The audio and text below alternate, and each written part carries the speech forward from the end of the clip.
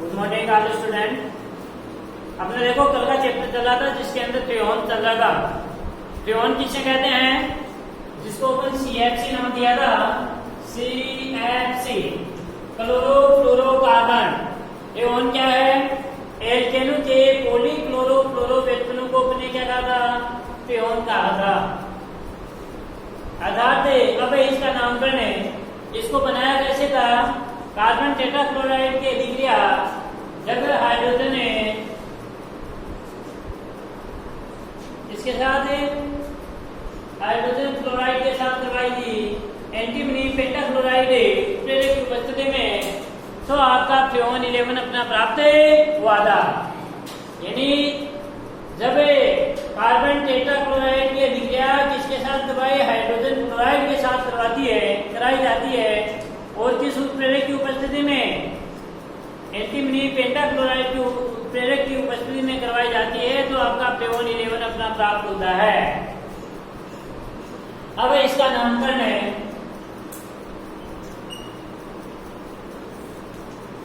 नामकरण के अंदर देखो, फ्रेऑन के नामकरण के अंदर है अपन को हाइड्रोजन, कार्बन और क्लोरीन परमाणु की संख्या को ध्यान में रखना होगा और इसकी संख्या रख करके ही अपने हाइड्रोकार्बन यौगिक का नाम करने। यानी फ्रेऑन के अणुसूत्र में अपन देखो फ्रेऑन का नाम दिया हुआ है, यह है जैसे फ्रेऑन 11। तो इसका अणुसूत्र यदि बनाना है, इसका सर्वप्रथम यदि इसका नाम लिखेंगे तो नाम के अंदर देखो सर्वप्रथम नाम में पहले तो क्या लिखा जाता है? फ्रेऑन लिखा जाता है और फिर लिखा जाता है X, Y व Z।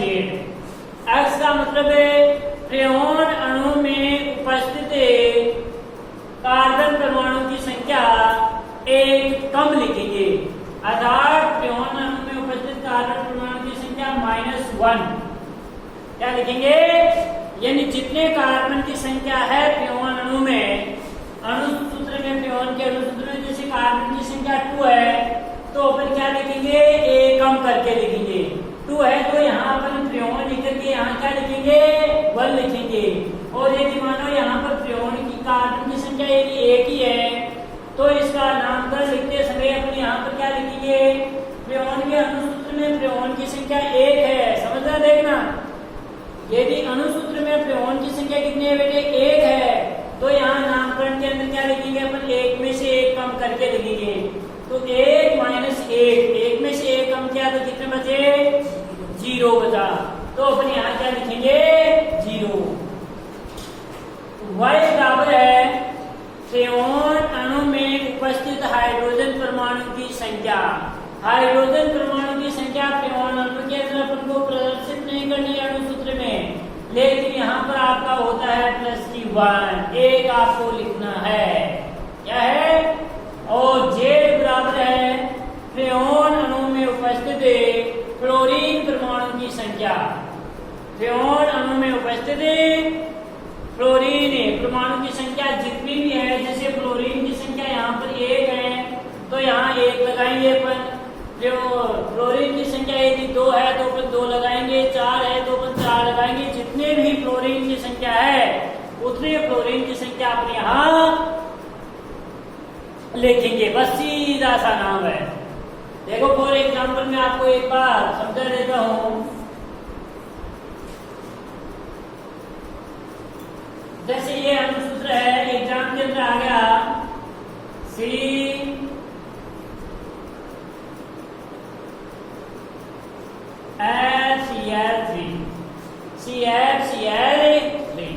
यह है, तो इसका नाम क्या लिखेंगे आप? सर्वप्रथम तो मैंने अभी बताया ना, सर्वप्रथम तो अपन क्या लिखेंगे? फ्रेऑन। अब क्या लिखेंगे? X, Y, Z। X बराबर अपन सूत्र क्या लिखा? फ्रेऑन अणु में उपस्थित कार्बन परमाणु की संख्या। फ्रेऑन अणु में उपस्थित कार्बन की संख्या -1। तो देखो बेटे यहाँ पर 1 है, ये 1 है अणुसूत्र में, 1 है और यहाँ पर -1, तो 1 में से 1 हटाया तो कितना बच गया, कितना बचा 0। तो अपन क्या लिखेंगे यहाँ पर 0। अब देखो y, भाई आपको ऐसे लिखना है, मैंने लिखा ऐसे त्रिकोण x y z के रूप में। x बराबर लिख दिया, y बराबर अभी मैंने क्या बताया था, त्रिकोण अणु में उपस्थित हाइड्रोजन परमाणु की संख्या। हाइड्रोजन परमाणु की संख्या मैंने बताए हुए थे, अणु सूत्र के अंदर हाइड्रोजन की संख्या आपकी नहीं दी हुई होगी, नहीं है ना, हाइड्रोजन की संख्या एक भी नहीं है, लेकिन सूत्र में दी हुई है कितने, हाइड्रोजन की संख्या +1। तो ये आपको +1 है। अब आपके दिमाग में आ रहा हो कि सर यहाँ पर हाइड्रोजन तो है ही, हाइड्रोजन नहीं है बेटे, लेकिन सूत्र के अंदर है तो एक लिखना है। अब जेड, तो जेड पर आपने क्या लिखा था, त्रिकोण अणु में उपस्थित फ्लोरीन परमाणु की संख्या। फ्लोरीन परमाणु की संख्या देखो बेटे कितनी है, यहाँ फ्लोरीन परमाणु की संख्या कितनी है, 1 है। तो अपन क्या लिख देंगे 1, ये 1 लिख दिया, ये हो गया त्रिकोण 11। त्रिकोण, अब यदि ऐसे पूछ लिया जाए कि त्रिकोण 11 का अणु सूत्र लिखिए, ये मानो परीक्षा के अंदर यदि ऐसे आ जाए, मानो ये आ गया कि त्रिकोण 12 का अणु सूत्र लिखिए, त्रिकोण 12 का अणु सूत्र, ये आपका नाम आ गया और इससे इसका अणु सूत्र पूछ लिया, तो अणु सूत्र क्या लिखेंगे बेटे, बोलो क्या लिखेंगे, यानी पहले तो यहाँ पर देखो 12 है, 12 लिखा हुआ है, इसका मतलब ये 12 है, इससे पहले क्या है 0 है, पहले 0 है, पहले यानी 0 है, इसका मतलब अणु सूत्र में पहले कार्बन की संख्या, तो कार्बन की संख्या यहाँ पर क्या है 0। 0 तो नाम के अंदर तो अपन ये कम करके लिखा ना है, तो इसके अंदर अणु सूत्र में 1 बढ़ा करके लिखेंगे, अणु सूत्र में 1 बढ़ा करके लिखेंगे।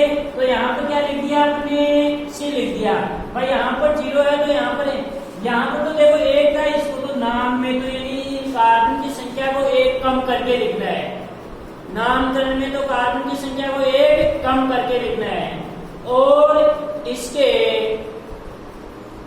अणु सूत्र में कार्बन की संख्या को 1 बढ़ा करके लिखना है।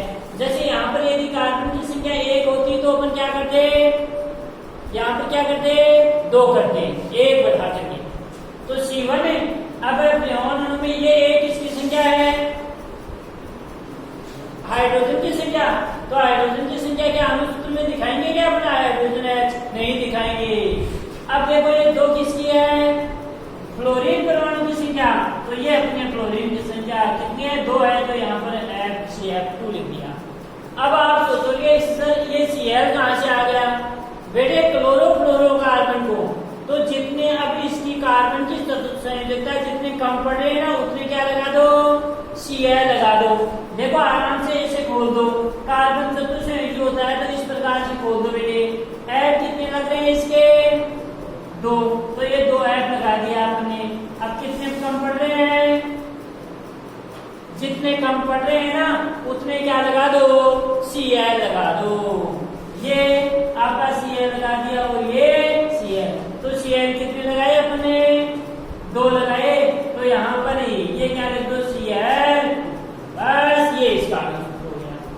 भाई ये नाम था, नाम से अपना अणु सूत्र बना दिया और अणु सूत्र से अपने नाम बना देंगे, लेकिन ये सूत्र याद रखना है त्रिकोण XYZ। X बराबर है त्रिकोण अणु में उपस्थित कार्बन परमाणु की संख्या, कितने -1, एकम, और Y बराबर है त्रिकोण अणु में उपस्थित हाइड्रोजन की संख्या। हाइड्रोजन की संख्या कितनी होती है, सदैव सभी के लिए हाइड्रोजन की संख्या कितनी होती है 1 होती है, कितनी होती है बेटे 1 होती है। और Z बराबर है त्रिकोण अणु में उपस्थित फ्लोरीन परमाणु की संख्या।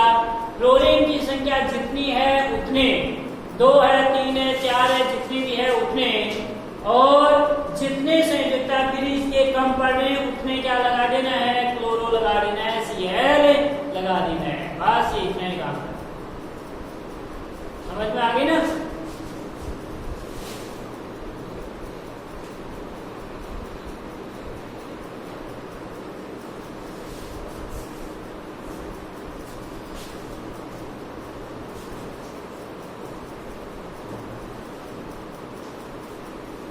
रेहोन के अनुसूत्र में रेहोन के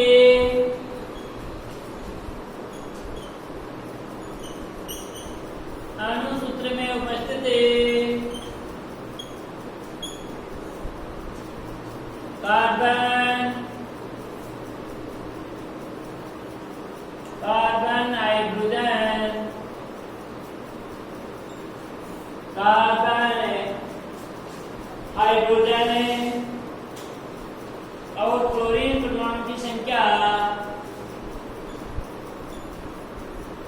और क्लोरीन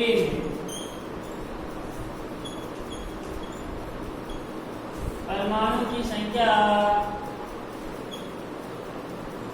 निम्न प्रकार क्लोरीन परमाणु की संख्या निम्न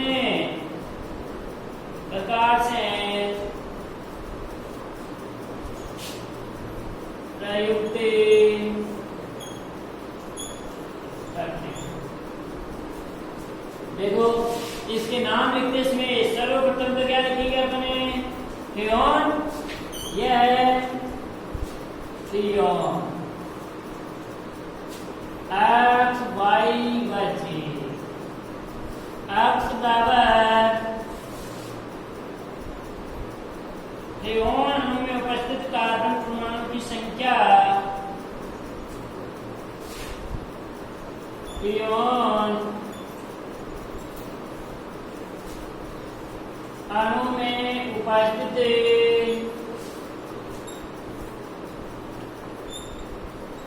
कार्बन परमाणु की संख्या से एक कम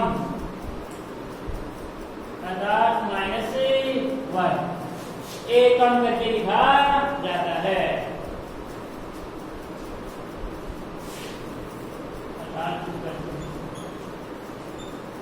अर्थात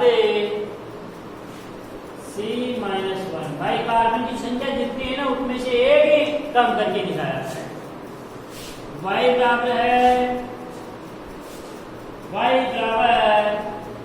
हेऑन अणु में उपस्थित हाइड्रोजन परमाणु की संख्या हेऑन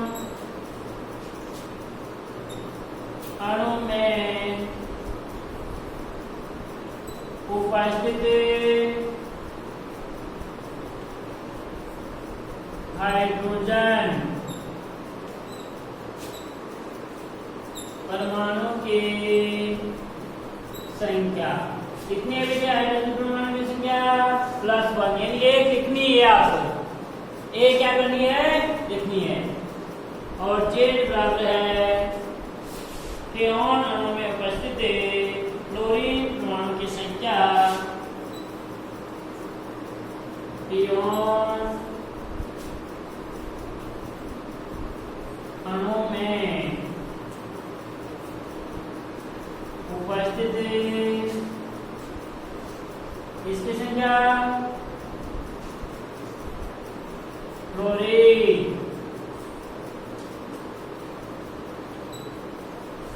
परमाणु की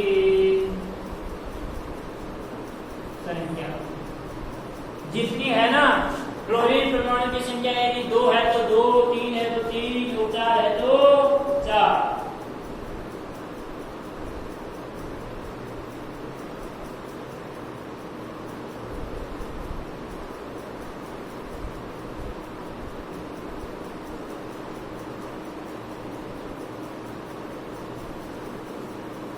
कुछ प्रमुख अपने प्योन है और इनका नामकरण देखो निम्न प्रकार से है।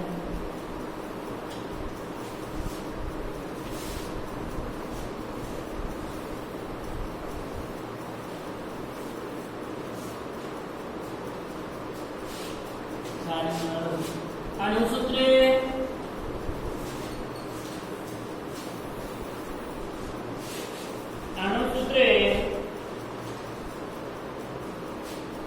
X, Y, Z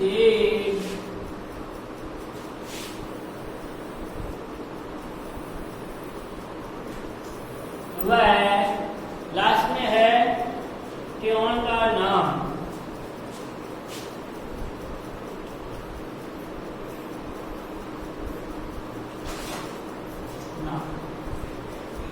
देखो अनुसूत्र आपका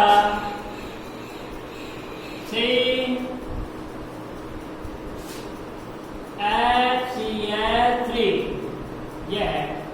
तो इसमें देखो अब इधर ध्यान दो एक बार, इसमें मैंने x बराबर क्या लिखाया था, फ्रियोन अणु में उपस्थित कार्बन परमाणु की संख्या कितनी, -1। अब देखो यहाँ पर इसके अनुसूत्र में कितनी है बेटे, कितने, 1 है। तो इसका नाम लिखेंगे तो अपनी 1 कम करके लिखेंगे। तो 1 है तो -1, 1 में से 1 गया तो कितना हो गया, 0। तो यहाँ x बराबर क्या आएगा, 0। इधर ध्यान दो एक बार। और y बराबर क्या होगा, फ्रियोन अणु में उपस्थित हाइड्रोजन परमाणु की संख्या। हाइड्रोजन परमाणु की संख्या देखो इसमें कितनी है क्या पूछे, हाइड्रोजन परमाणु की संख्या +1 आपको इसमें नहीं है, लेकिन आपको 1 लिखनी है, 1। Z बराबर है फ्रियोन अणु में उपस्थित क्लोरीन परमाणु की संख्या।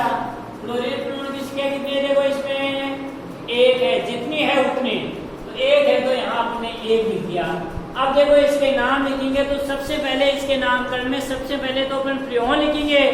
तो ये तो क्या लिख दिया आपने, फ्रियोन। अब हाइफन का चिन्ह, और अब क्या लिखेंगे, XYZ। x का मान तो कितना है देखो 0, y का मान कितना है देखो 1, और z का मान कितना है देखो 1। तो ये फ्रियोन 11 इसका क्या हो गया, नाम हो गया।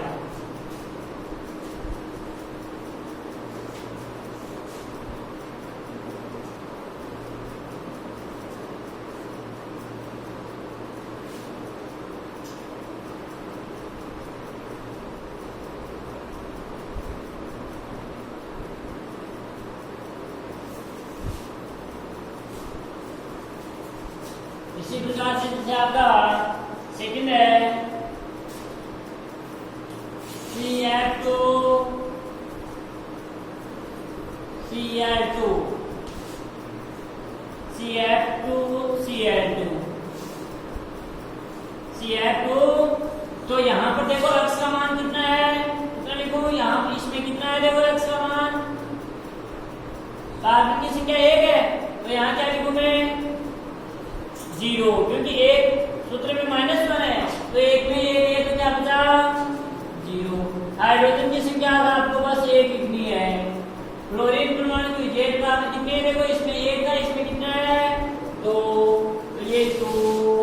और अब क्या नाम लिखूं, ये तो क्या लिख दिया अपने, Freon hyphen 0 1 2, Freon 12, Freon 12।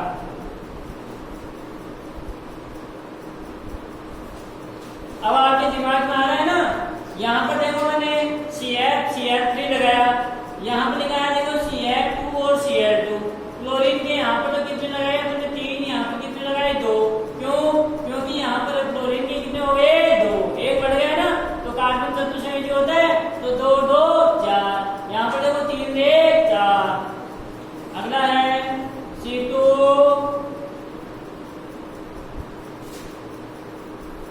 F2 Cl4 C2 F2 Cl4। अब दिमाग कार्बन के कितने देखो इसमें 2 है। तो यहाँ अब कार्बन के 2 है, तो कार्बन के x बराबर फ्रियोन अणु में उपस्थित कार्बन परमाणु की संख्या -1 है। तो यहाँ कितने 2 है, 2 में से 1 गया तो कितना बचा, 1 बता दो, 1 लगा दो बेटे। यह कितने है, F है। y बराबर है, यहाँ पर देखो हाइड्रोजन नहीं है, लेकिन y बराबर हाइड्रोजन की संख्या कितनी है, 1 +1 सूत्र में है। f का मान कितना है देखो 2, और Cl का देखना नहीं है। अब नाम क्या होगा इसका, फ्रियोन कितना 1 2, फ्रियोन 112, फ्रियोन 112।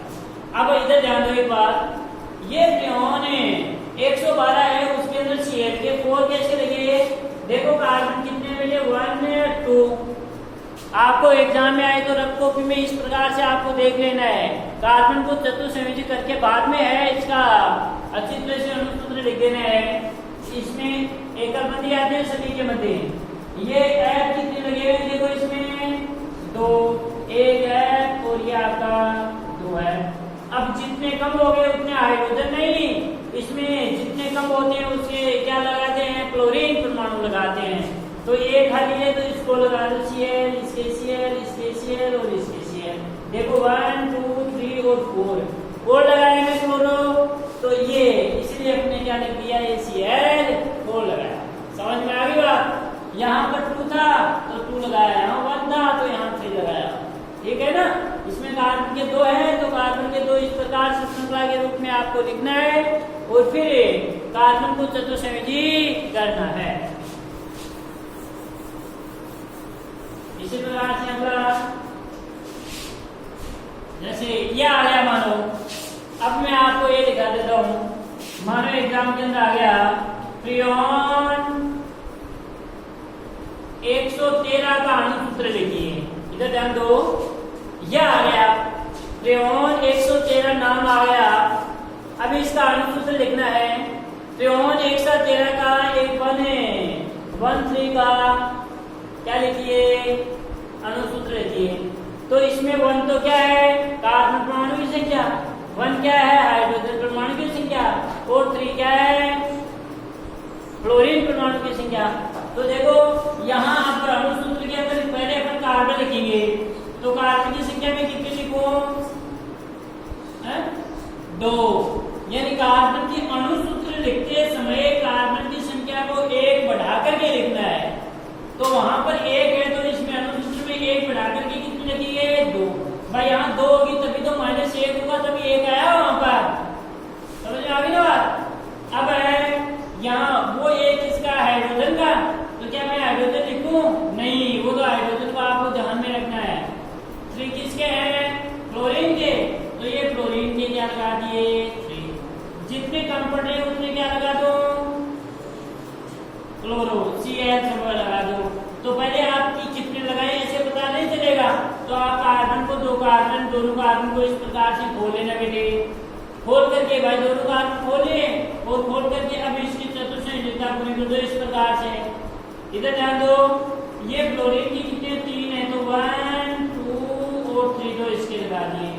ये कितने 1, ये 1 बच गया, 2 और ये 3 बच के Cl समय, तो 3 क्या आएंगे, Cl लगा दो, Cl बस ये इसका हो गया।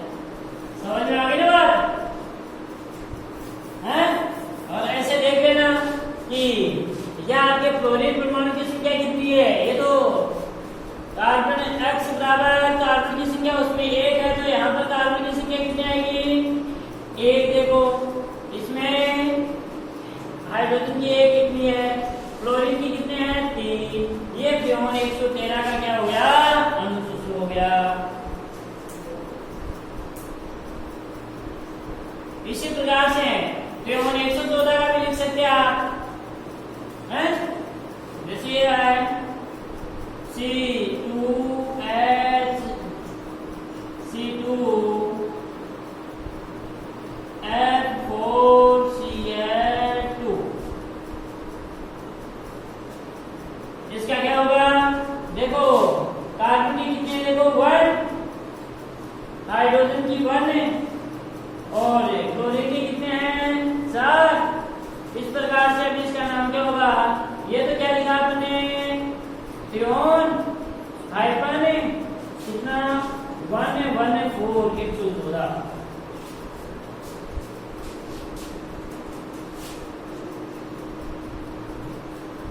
बस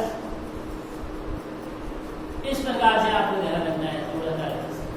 यानी कहने का मतलब ये है, यदि इसका अणुसूत्र दिया हुआ है तो नाम लिखना है, फ्रियोन का नामकरण करना है, तो सर्वप्रथम XYZ को आपको ध्यान में रखना है। अब देखो एग्जाम के अंदर यदि ऐसा आ जाए कि फ्रियोन 11 का अणुसूत्र लिखिए, तो एग्जाम में आपको ऐसे आएगा फ्रियोन 11, फ्रियोन 11, ये 0 नहीं आएगा।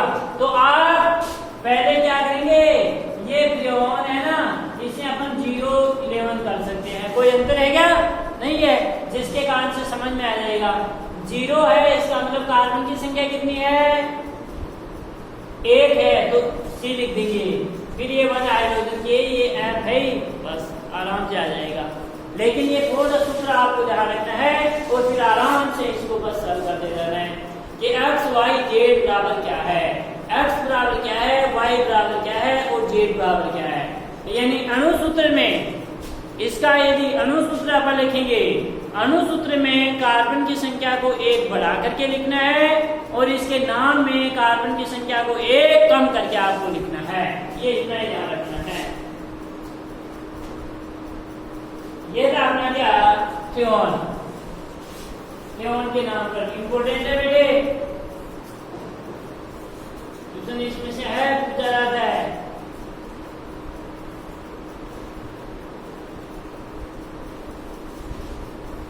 अब है इसके उपयोग फ्रेऑन के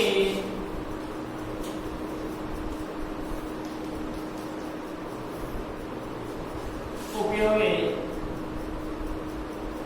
पहला है अक्रिय विलायक के रूप में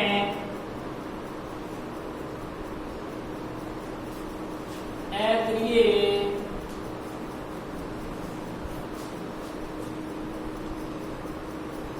विलायक के रूप में। सेकंड है refrigerator, air conditioner, refrigerator, air conditioner व एयर कंडीशनर व शीत संग्रह गारों में सीधे संग्रह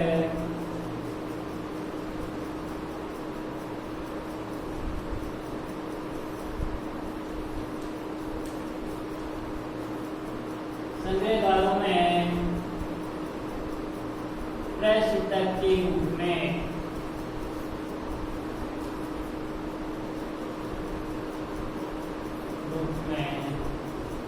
इसके उपयोग किया जाता है या प्रयोग किया जाता है।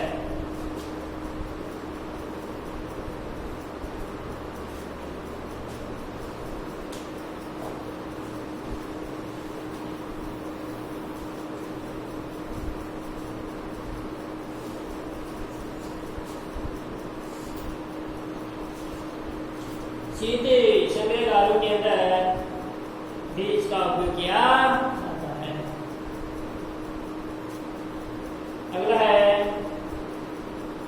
इसके साथ अपना ये आपका, यानी पहला तो क्या है अक्रिय विलायक के रूप में, दूसरा है रेफ्रिजरेटर, एयर कंडीशनर, शीत संग्रह गारों के अंदर इसका उपयोग किया जाता है। अगला टॉपिक आता है, इंपोर्टेंट टॉपिक का ये आपका पूरा होता है कि आपका फ्रेऑन क्या है, क्वेश्चन पूछा जाता है। फ्रेऑन के उपयोग लिखिए।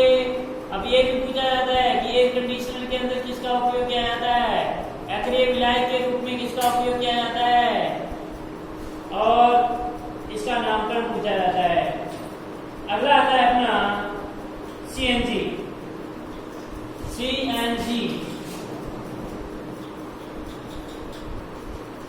जिसका पूरा नाम है संपीड़ित प्राकृतिक गैस या इसको अपने कंप्रेस्ड नेचुरल गैस कहते हैं।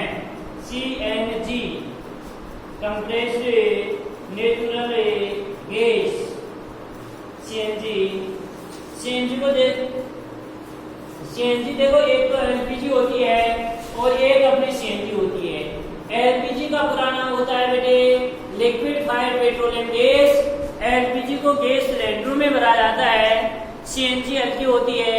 CNG प्रदूषण कम करती है यानी सीएनजी के गैस से कार्बन मोनोऑक्साइड और कार्बन डाइऑक्साइड की बिल्कुल अल्प मात्रा है वो आपकी निकलती है। इसी कारण बड़े जो महानगर हैं उनके अंदर जो व्हीकल चलते हैं और जो वाहन चलते हैं वो सभी किसके द्वारा चलते हैं, सीएनजी के द्वारा चलते हैं। जैसे आपकी दिल्ली है, दिल्ली के अंदर जो भी वाहन चलते हैं वो सभी वाहन किसके द्वारा चलते हैं, सीएनजी के द्वारा चलते हैं। एलपीजी के द्वारा और डीजल पेट्रोल के द्वारा नहीं चलते हैं, क्योंकि वहां पर ट्रैफिक ज्यादा होने के कारण से प्रदूषण आपका ज्यादा होगा। सीएनजी के दहन से आपके कार्बन मोनोऑक्साइड और कार्बन डाइऑक्साइड की बिल्कुल अल्प मात्रा है वो आपकी साबित होती है। जबकि सीएनजी है वो सुरक्षा की दृष्टि से भी आपकी इम्पोर्टेंट होती है, किसके बजाय, एलपीजी के बजाय। एलपीजी आपने सुना होगा कि सिलेंडर है वो फटने के कारण से वहां पर ये दुर्घटना हो गई, वहां पर ये दुर्घटना हो गई। क्यों? यदि एलपीजी गैस है, एलपीजी का यदि रिसाव हो जाता है, आपने देखा होगा अपने किचन के अंदर जो सिलेंडर होता है, कभी भाई तो वह क्या हो जाता है, आपका खुला रह जाता है सिलेंडर, तो उसके गैस की क्या आती है, गंध आती है। और अपन बाहर यदि बैठे हैं तो बाहर से कहते हैं कि गैस है, गैस आपका खुला है जिसके कारण से गंध आ रही है। क्या वो एलपीजी गैस की गंध आ रही है क्या? नहीं, गैस में कभी गंध नहीं आती है। एलपीजी को गैस सिलेंडरों में भरते समय, एलपीजी को गैस सिलेंडरों में भरते समय उसके अंदर एक पदार्थ है वो आपका मिलाया जाता है। उस पदार्थ को अपन मर्केप्टन या थायोल कहते हैं। क्या कहते हैं? थायोल मिलाया जाता है या मर्केप्टन मिलाया जाता है, जिसके कारण से जैसे ही रिसाव होता है तो उस मर्केप्टन या थायोल की गंध अपने को सुनाई देती, वो आती है अपने तक। तब अपन कहते हैं वो गैस में कभी गंध नहीं होती है। इसलिए इसको पहचानने के लिए इसके अंदर गैस सिलेंडरों में गैस भरते समय क्या मिलाई जाती है, ये थायोल आपका मिलाया जाता है, मर्केप्टन या थायोल मिलाया जाता है, जिसके कारण से गंध आने पर तुरंत जिसकी पहचान हो सके और दुर्घटना होने से क्या हो सके, बच सके। एलपीजी गैस हल्की होने के कारण से सुरक्षा की दृष्टि से भी एलपीजी गैस अपने लिए बहुत ज्यादा इम्पोर्टेंट है। एलपीजी गैस हल्की होने के, भारी होने के कारण से एलपीजी गैस यदि मानो सिलेंडर खुला रह जाता है, कोई घटना घटित हो जाती है तो वह धरातल के ऊपर अपना आवरण डालती है। कोई भी भारी वस्तु तो देखो नीचे धरातल के ऊपर रहेगी और हल्की जो वस्तु होती है वो क्या होगी, आपकी ऊपर रहेगी। जबकि जो सीएनजी है, सीएनजी हल्की होने के कारण से यदि इसका रिसाव भी हो जाता है तो भी सीएनजी क्या हो जाती है, ऊपर वायुमंडल के अंदर चली जाती है, जिसके कारण से धरातल के ऊपर यदि अपन बैठे हैं तो अपने को कोई नुकसान नहीं होने वाला है। जबकि एलपीजी यदि है तो एलपीजी से क्या हो जाती है, दुर्घटना घटित हो सकती है, क्योंकि एलपीजी भारी होने के कारण से धरातल के ऊपर ही अपना आवरण बनाती है। तो ये अपना सीएनजी और एलपीजी है, इसको अपन कल पढ़ेंगे फिर। Thank you.